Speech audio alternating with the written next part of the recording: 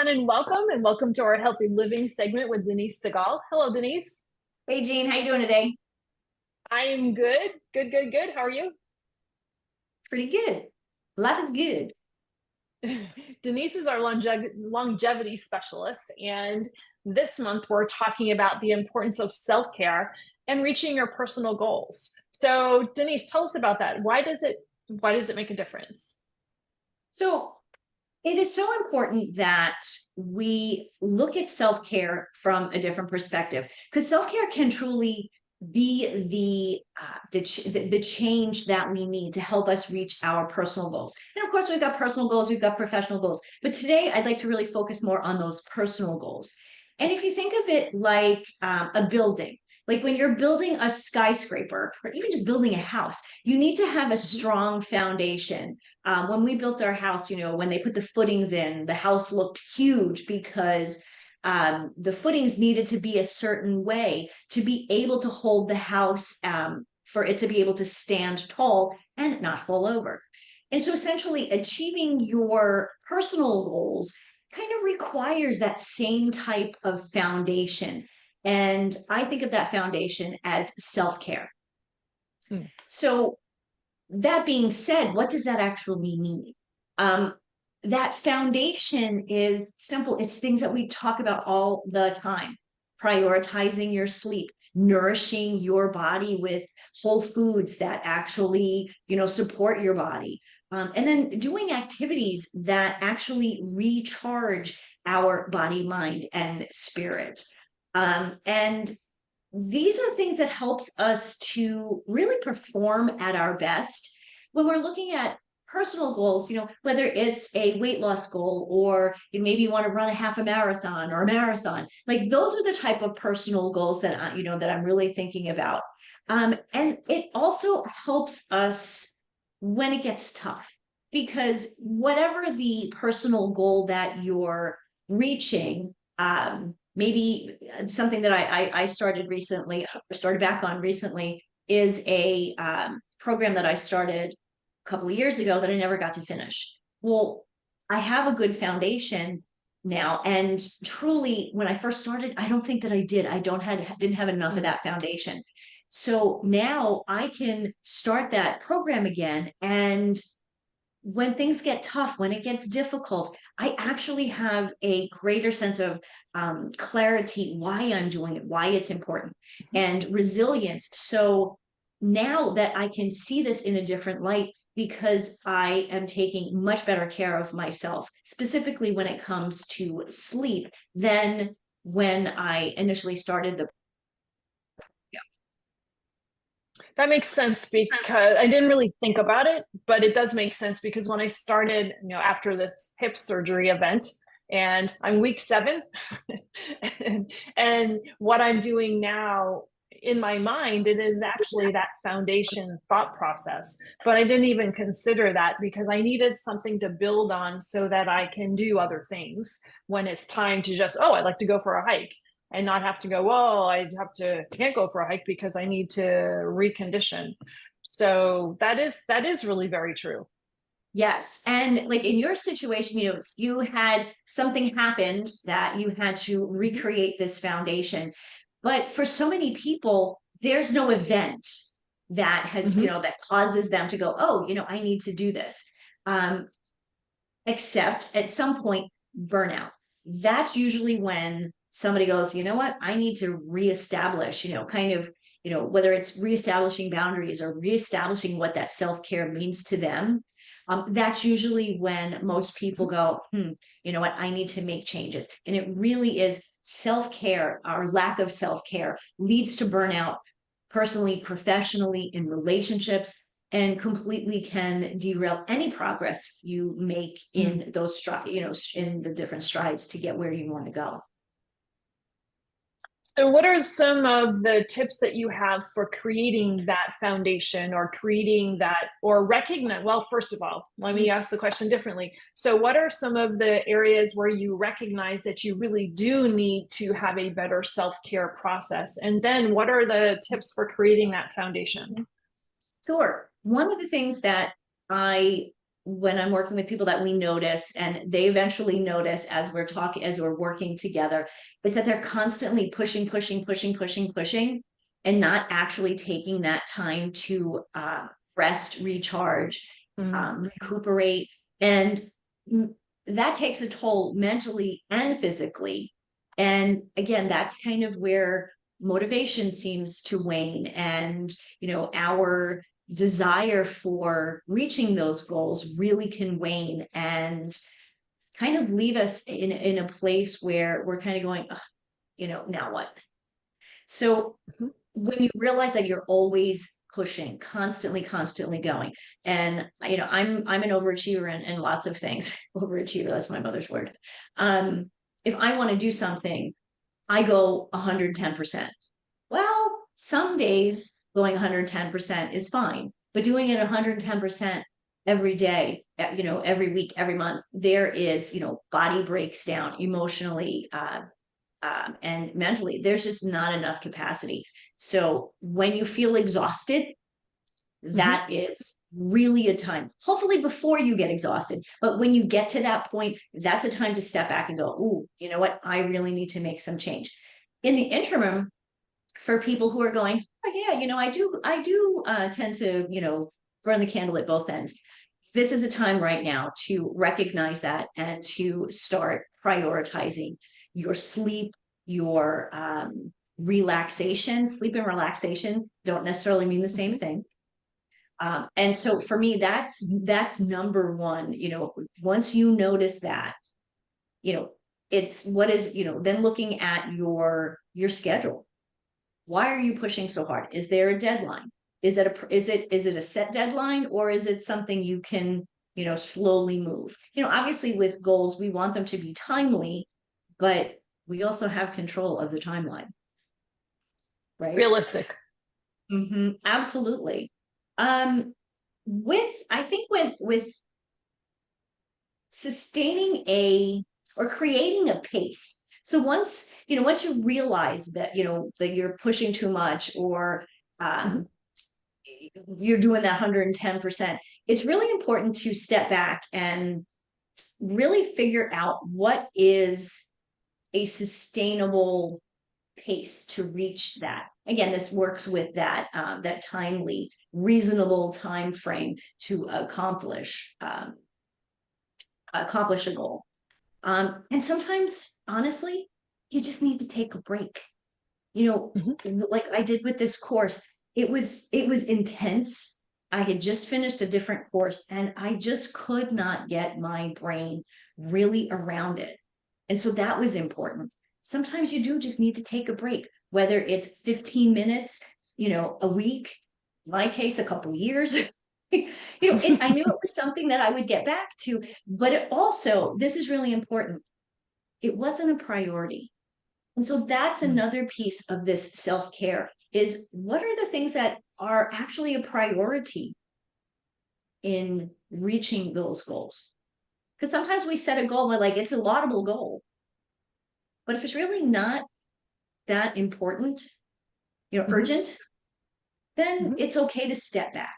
So again, I think the self-care piece that I think is really important is slowing down, getting your rest, and really focusing on what it is that you want to accomplish, why, and then kind of come up with a time frame.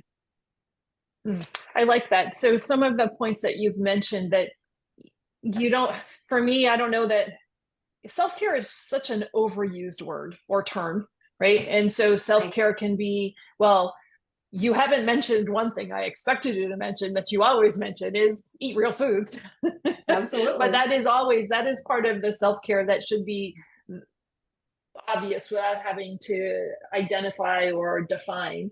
But some of the things that you mentioned aren't necessarily things that I would have put into a self-care category, but they're really important. And you had said, just as a to circle it back, or for everybody, you had said sleep and the importance of sleep. And you've talked about that in the past with circadian rhythm as well. So you said sleep and your relaxation. That's never in a self-care topic, how important that is.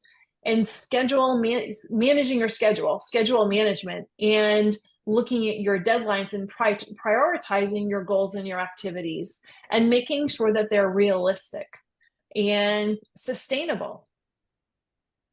Zero to hero every day doesn't work. Absolutely.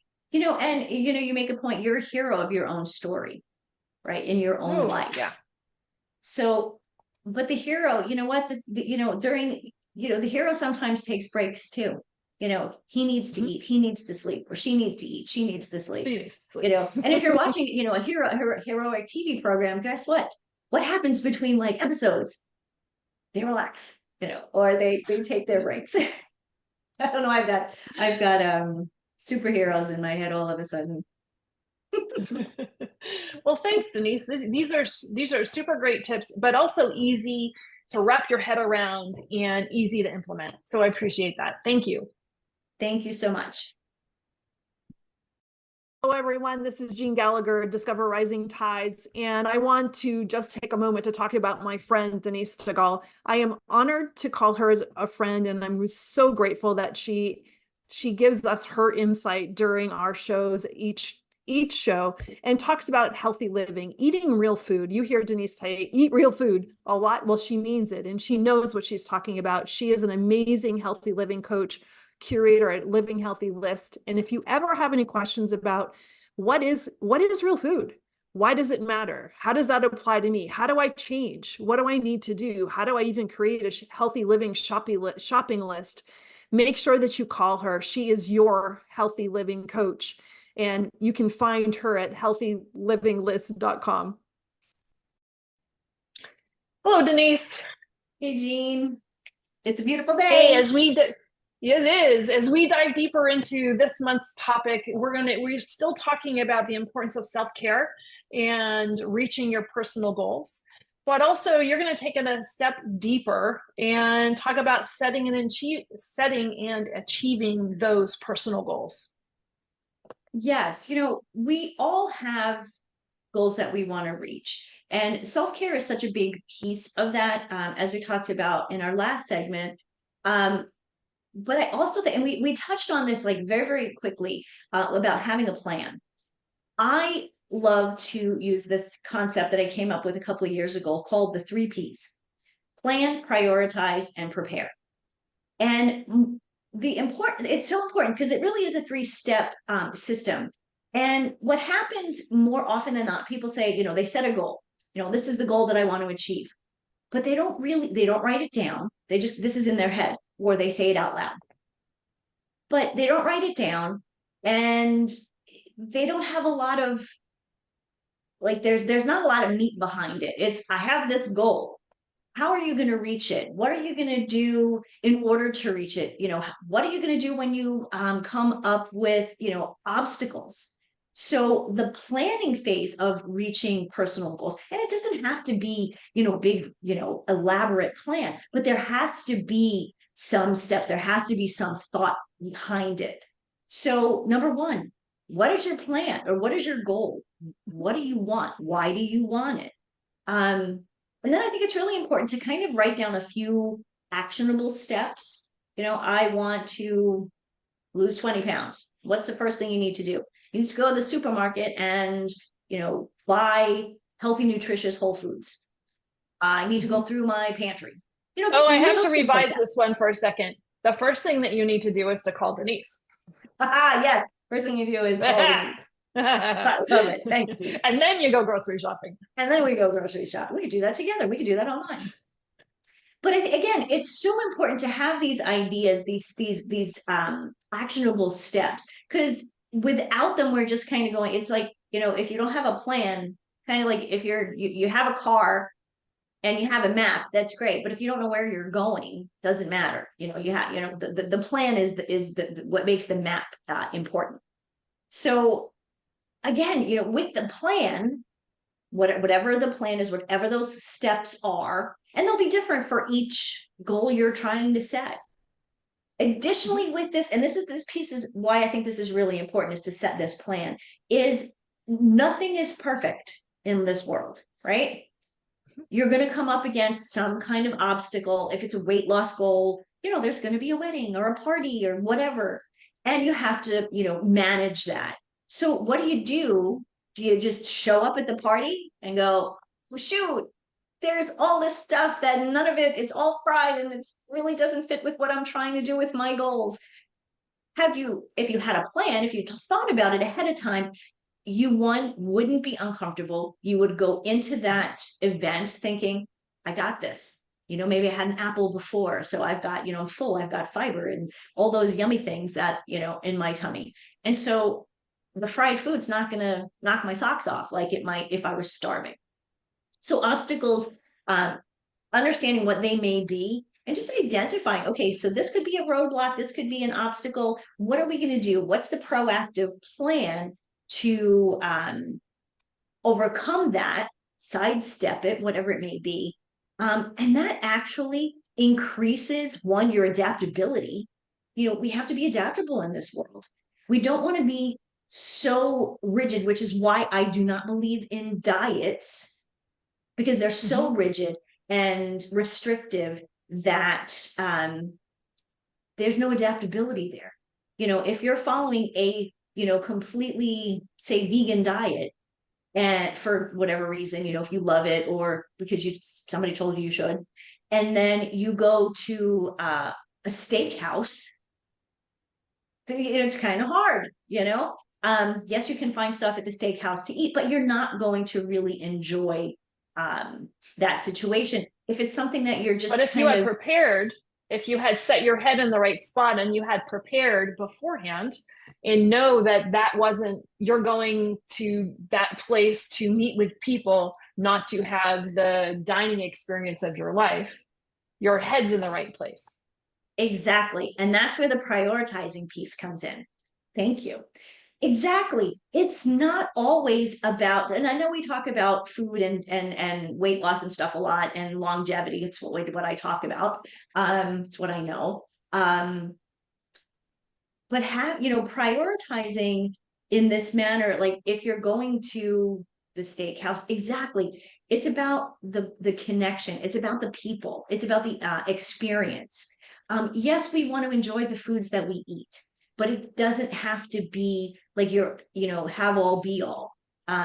Each meal isn't your last meal, right? And if you're going to a restaurant that doesn't quite fit your goal, eat beforehand. You can go to just about any restaurant and get a salad.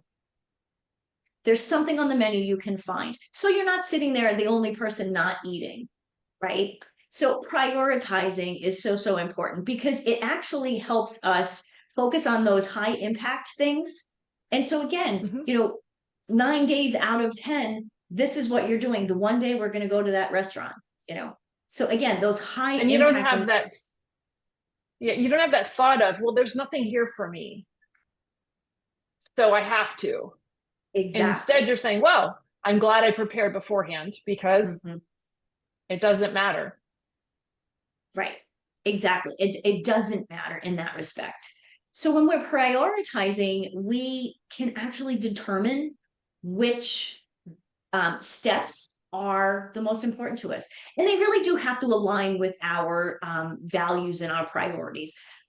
Obviously, that's something that, when you're coming up with when you have a goal, it has to align with who you are.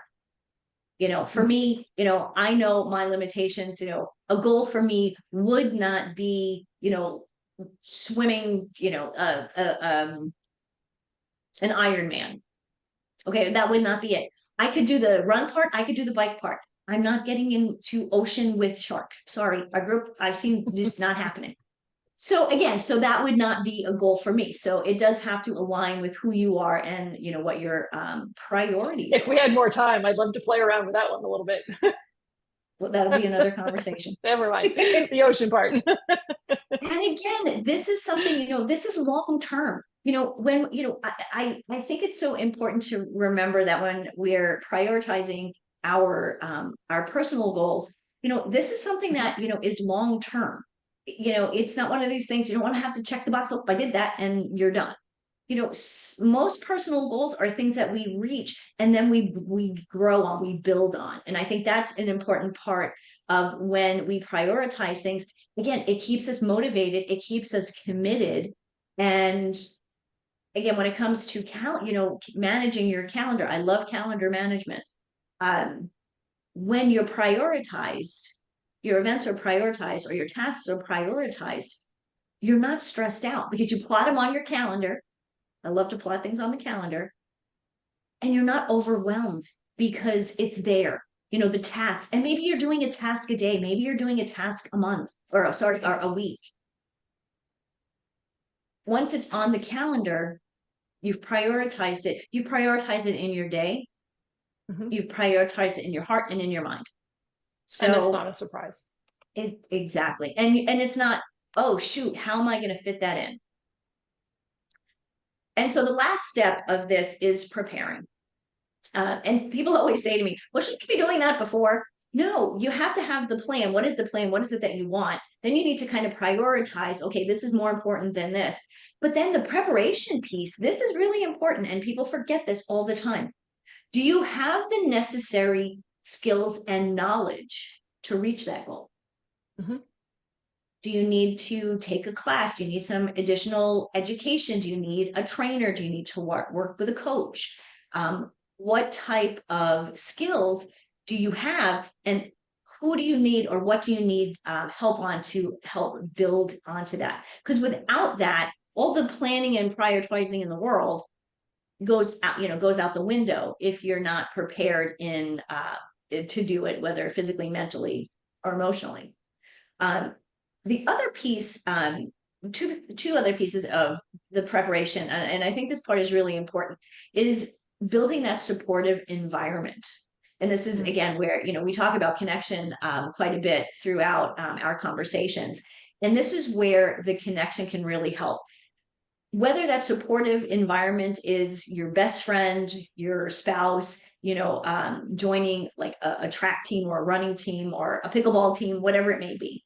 Surrounding yourself with people who are going to encourage you and support you is so important. We do it with our professional lives. We seek mentors, we have accountability partners in our businesses. Why can't we do that with our personal goals? We absolutely can. And that to me is such a big piece of self-care, because you're connecting to people.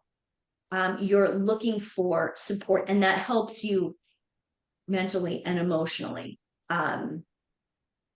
And sometimes when it comes to self-care, that's what we need. We need that support. We need someone to say, be our cheerleader and be like, yes, you can do this.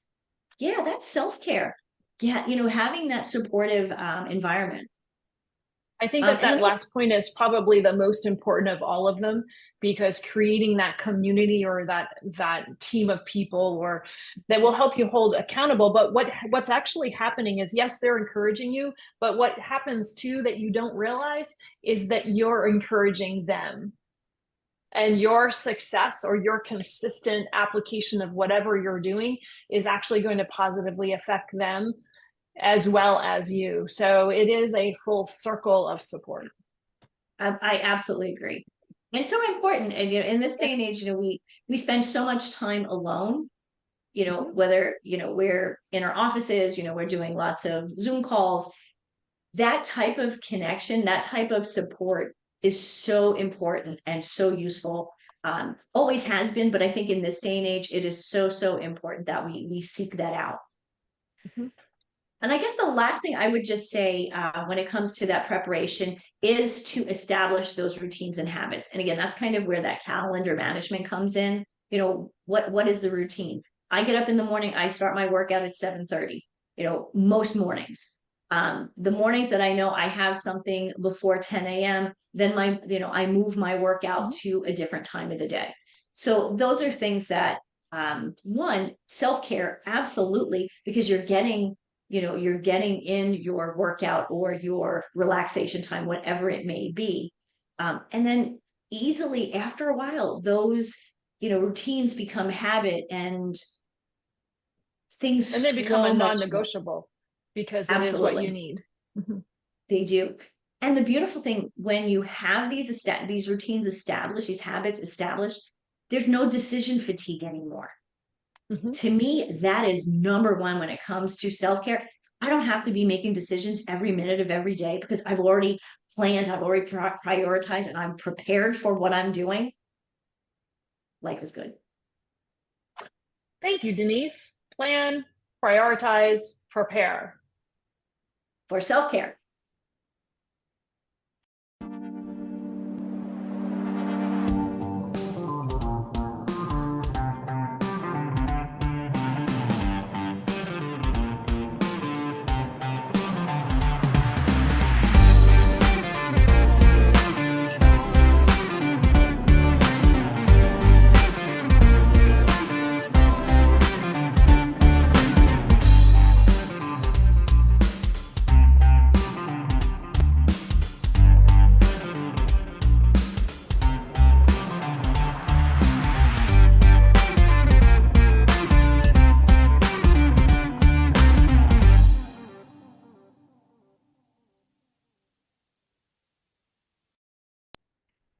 Well, hello everyone and welcome.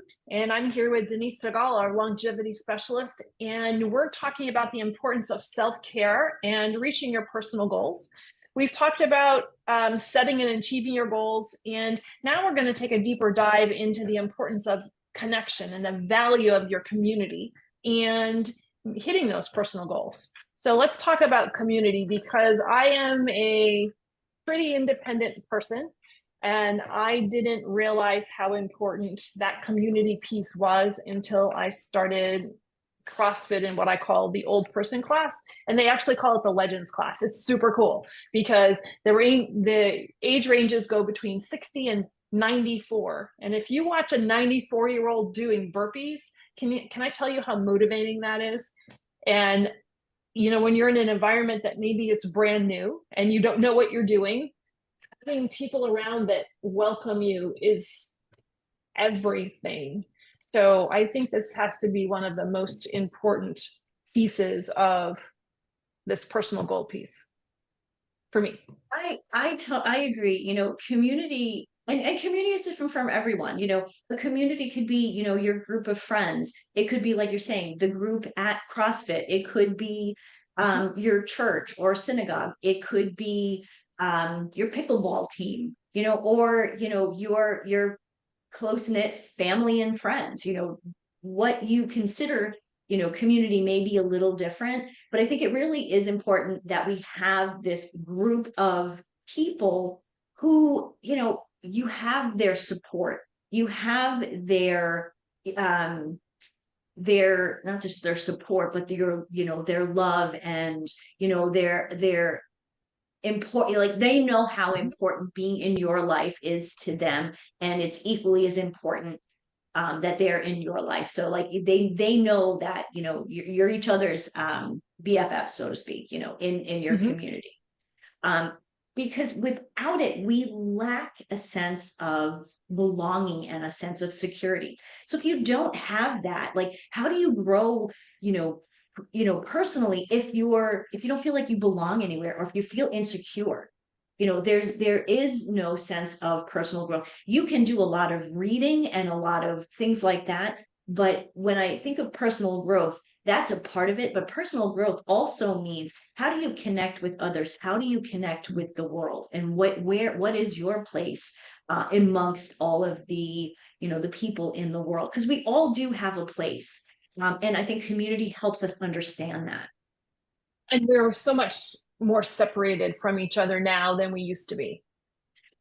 Yeah, we really are, you know, and you know, I know we pick on social media a lot, and the challenge that I see with social media is we look and we say, oh, look, we have 495,000 friends, but who do you really know? You know, who, you know, do you know you know, do you know if they're married or not? Do they have children? Do you know what their kids do?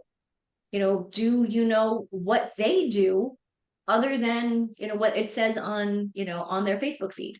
You know, so when it comes to connection, sometimes it can start online, but I think it's so important for us to take it off and actually meet people, because that's really a community. Unless you're talking to somebody all the time on Facebook and talking like, like we are here, where you can see each other, it's not really a community. Because when you're facing a challenge or a setback, how does your Facebook group, how does that help you? Or the people that, are friends with you on Facebook, are they giving you guidance? Are they giving you the support you need? Mhm. That's what a community does. And by doing so, they boost your confidence, they increase your resilience, and actually give you a greater sense of personal fulfillment that Mhm. helps you to grow personally. So without that fulfillment, it's kind of void. And so what's the point, right? So having a community of people can help you grow and really increase that sense of fulfillment and purpose. Especially when for some reason, you don't show up, maybe once or twice. And then they're saying, gee, where were you? We missed you. And when somebody says, oh, we missed you, how does that make you feel? It makes you feel really good inside. It makes you feel like you're valued and you belong there. And Yes, that is really important. absolutely. I mean, we want to feel wanted. Mhm. It's funny, we really are a tribal species. We've gotten so far away from that. But when you look at, how did we start? We started in tribes and, groups of people or troops of people. In this day and age, we call it family. But with all of the globalization, people move. My extended family is in England. I have cousins that if I tripped over them, I wouldn't know who they were.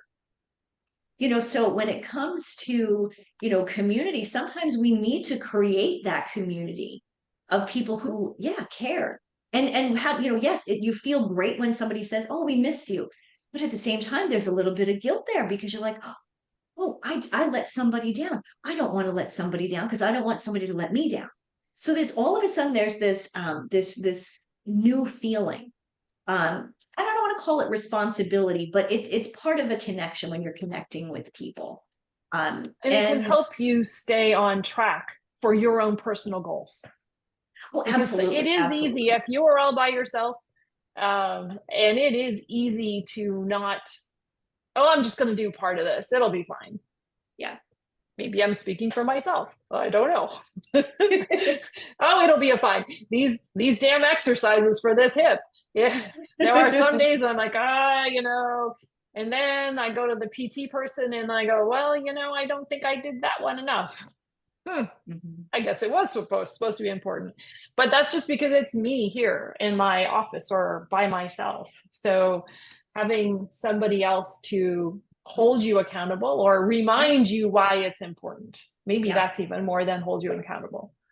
absolutely. And it's those shared experiences too, because maybe that, that the person, whether it's your physical therapist, maybe they've been through it, right? Mhm. And they know that, they've gone through it. And if you do this, um, you're going to do so much better than if you don't. And they know it by, through experience. It's the experience that these connections really can help, how they can help us grow is, when we hear something from someone, and when you're young, I understand this. When people are young, like they don't want to, they want to figure it all out themselves.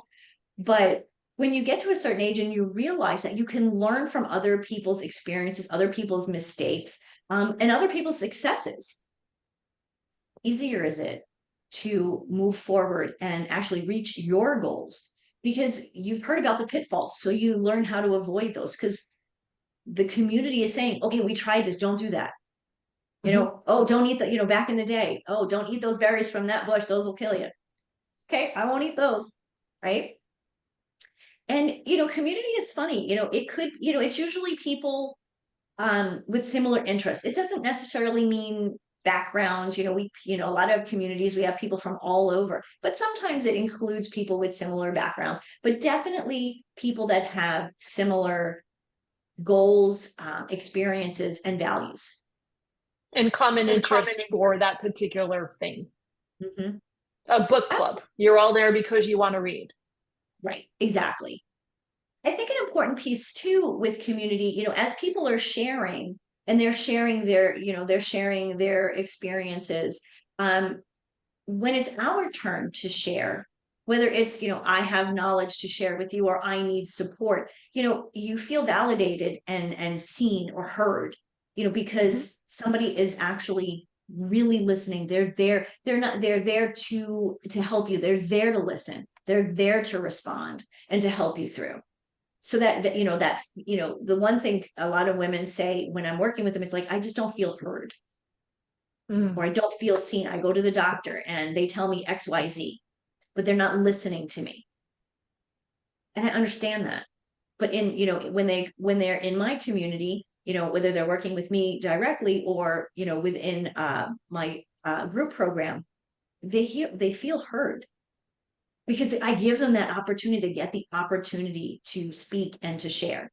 And I think that's what helps to strengthen those bonds and gives people that sense of belonging and acceptance. This helps them grow personally. So actually, then they can grow professionally as well. I like that. And that being heard is important, or being able to offer your input, and not from an ego standpoint, like you have to be the one that says something all the time, because there's the ego piece, but then there's the offering your, and not advice, but offering your input to a particular situation. You never know how that's going to affect somebody else in the group positively. It's what can you offer to lift everybody up, because it also gives you an opportunity to accept what they're saying more personally too.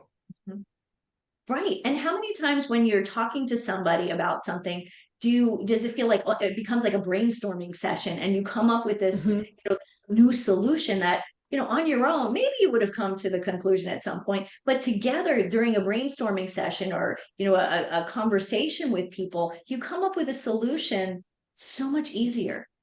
And whether it's the other people or person, that said that kind of gave you the aha moment, 9 out of 10 times what I find during these conversations is if I'm looking for support, I end up coming up with my own aha, but the other people kind of pulled it out of me. And that's exactly what coaching does, is we pull it out of a person. And so as a coach, I work with a coach because, we all need to have that community. So I have a community of people, but I'm in a community too. You and I are in a community together, and you don't have to just be in one community. I think that's another thing to be aware of is, you can be in different communities and still feel a part of each one equally. There was a time years ago that your neighborhood, we never had to define this community thing. We were just having, you having tea with a neighbor, or we were more social as a society. And there are people that are fortunate enough to live in areas that still have that piece of social ability that just is natural, that doesn't need a definition. But in a paced life, especially if you're really pushing for some professional goals, your personal stuff is going to be put to the sideline more times than not. And realizing, I think what you're bringing about in this segment is so important to remind people that in order to be successful, you said this already, but in order to be successful in your professional side, you have to take care of your personal goals and your personal well-being first. Absolutely. I couldn't have said it better myself. I think you did. Thank you, Denise, as always. Thank you so much for listening today. Today's show is sponsored by Seaside Solutions, my financial services company. As a business owner, it's easy to be pulled in many different directions, and often taking care of yourself plummets to the bottom of the list. For me, I find myself outside to reground. My time outdoors helps me manage my day more effectively and be more present for my clients. Through this, Discover Rising Tides was born. At Seaside Solutions, we truly believe that education is the foundation of financial wellness. Our primary focus is to provide guidance that is designed to help you achieve your long-term financial goals and visions. Working with a plan allows space for doing more things that you love, like being outside to make the inside better.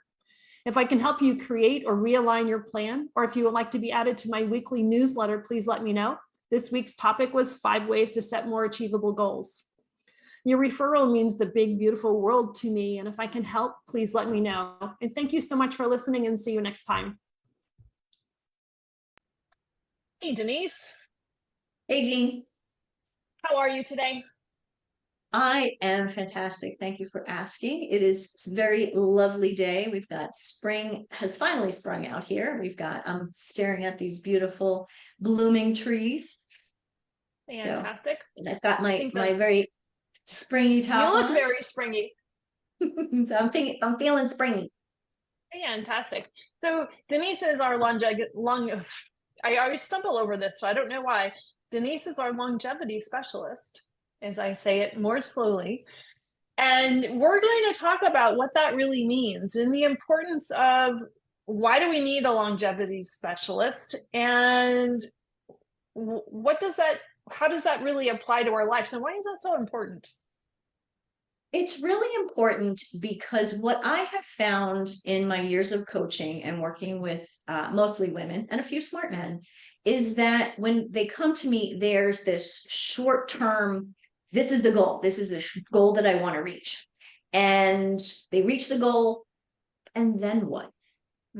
That's the problem that I am really filling or fixing, or I guess fixing the problem that I'm addressing as the longevity specialist is, yes, these little pieces, these little goals are great, but we have to know what is our long-term goal. Long-term longevity, means it's a long life. Everyone says, oh, life is short. No, it's not. Life is long, but if you make bad decisions, it is not fun for a long time.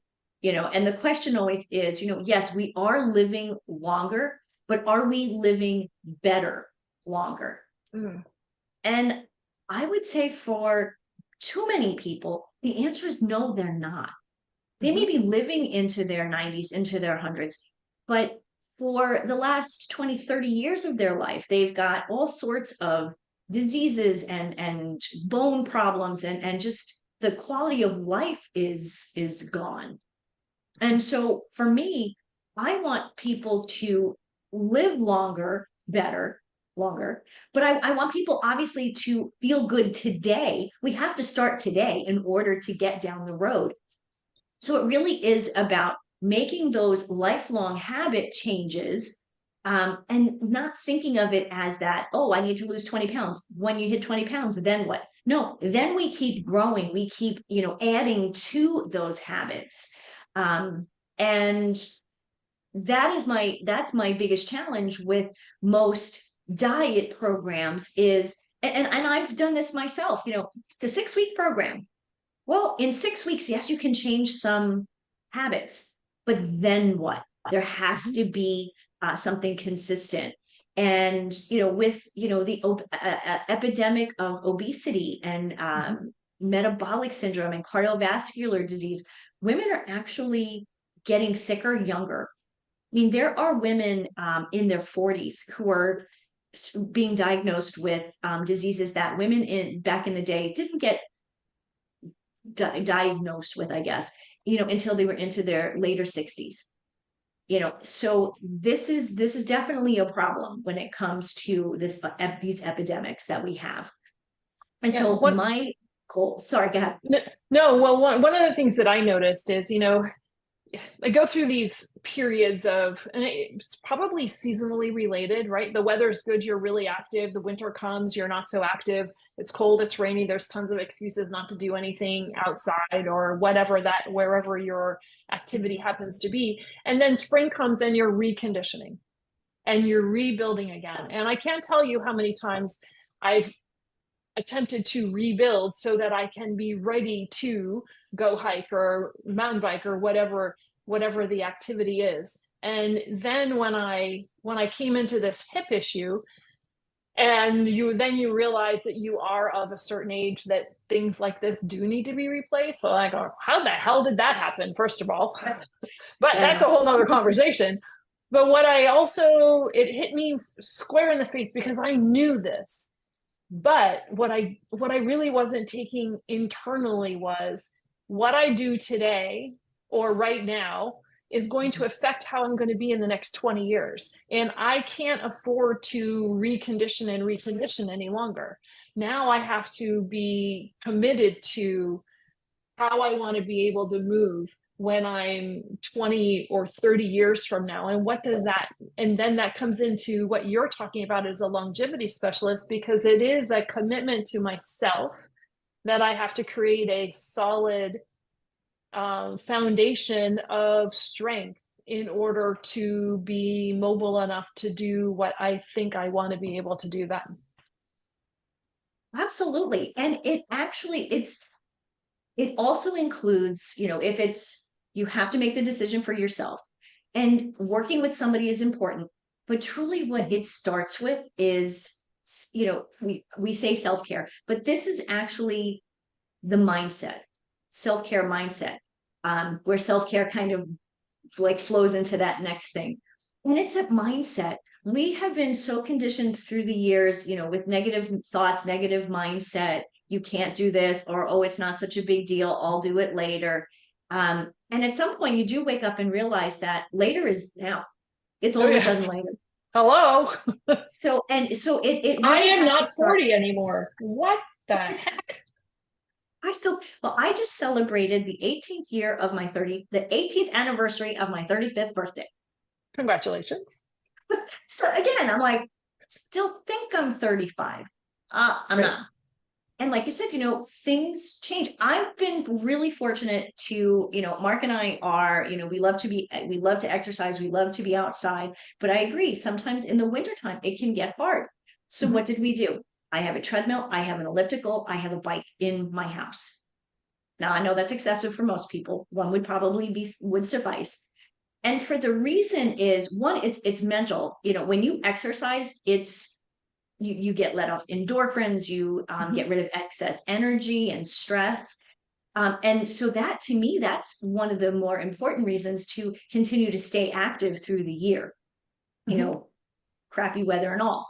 Um, I remember when I used to work years and years ago, a while ago, I used to work at a restaurant that was in a mall. And I remember getting, at the restaurant, we'd open at whatever, 11 for lunch. I'd be there at 7 in the morning. People walking around the mall. And I'm like, the heck are these people walking around the freaking mall for? Mall walkers. Well, then I remember when I look back, I'm like, oh yeah, that was usually when the weather was crappy. It was rainy or Mhm. snowy and cold.